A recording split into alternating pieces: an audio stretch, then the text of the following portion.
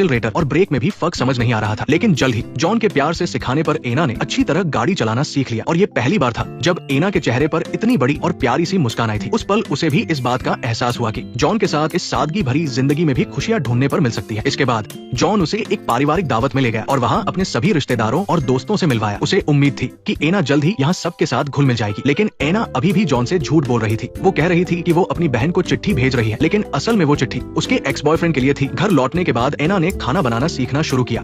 वो रसोई में इधर उधर भागते हुए काम कर रही थी। एना को इतनी लगन से खाना बनाते देखकर जॉन के मन में उसके लिए एक अजीब सा प्यार उमड़ने लगा। वो खुद को रोक नहीं पाया और उसे पीछे से गले लगाने के लिए आगे बढ़ा, लेकिन फिर उसे लगा कि कहीं उसकी इस हरकत से एना बुरा न मान जाए, इसलिए वो अपनी उन बेताब भावनाओं को मन में ही दबाए रहा। जब एना ने देखा कि जॉन उसके हाथों से बना आमलेट खा रहा है तो वो बड़ी उम्मीदों से उसे देखने लगी। वो चाहती थी कि जॉन उसकी तारीफ करे, लेकिन खाने का स्वाद इतना तीखा था कि जॉन की हालत खराब हो गई। कुछ पल बर्दाश्त करने के बाद तीखेपन की वजह से वो गटगट करके पानी पीने लगा, लेकिन इसके बावजूद उसने एना का दिल रखने के लिए झूठ कहा कि खाना बहुत ही मजेदार बना है। ये सीधे साधे दिन बहुत ही जल्दी बीत गए। एना की प्रेगनेंसी का चौथा महीना चल रहा था। उसका पेट थोड़ा थोड़ा दिखने लगा था, जिसकी वजह से एना बहुत ही ज्यादा परेशान थी। उसे लोगों के तानों और बातों का डर था, साथ ही इस बात का भी डर था कि कहीं इन बातों से जॉन को ठेस न पहुंचे। लेकिन जॉन ने बिना किसी परवाह के एना से कहा कि वो कुछ नहीं कहेंगे। क्यों? क्योंकि वो चाहते हैं कि हम खुश रहें। जॉन की इन बातों से एना को इतना सुकून मिला जो उसने पहले कभी महसूस नहीं किया था। और जब भी वक्त मिलता जॉन एना को झील में नाव घुमाने ले जाता। एना की उस खूबसूरती को देखकर जॉन के मन में प्यार का बीज धीरे धीरे फूटने लगा था।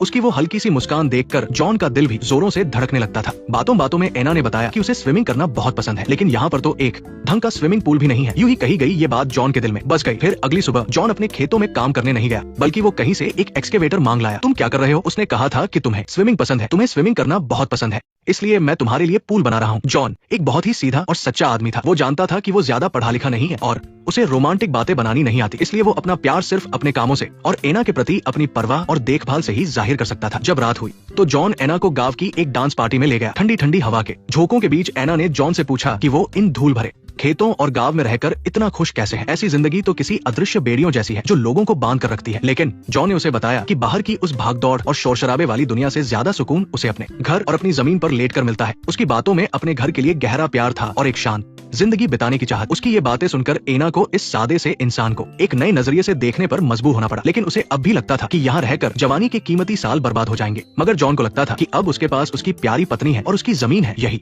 उसकी सबसे परफेक्ट जिंदगी है। अचानक इजहार किए गए इस प्यार ने एना के दिल की धड़कने बढ़ा दी। उसे लगने लगा जैसे उसे भी धीरे धीरे इस आदमी से प्यार हो रहा है। डांस पार्टी में पहुंचकर जैसे ही म्यूजिक बजा, सब जोड़ों में डांस फ्लोर पर जाने लगे। ये जानकर कि एना को डांस नहीं करना, जॉन चुपचाप साइड में खड़ा धुन पर तालियां बजा रहा था। शायद जॉन की आंखों में एक उम्मीद देखकर एना खुद खड़ी हुई और उसने जॉन को डांस के लिए पूछा। जैसे ही उन्होंने एक दूसरे का हाथ पकड़ा, एना को एहसास हुआ कि उसने एक बार फिर इस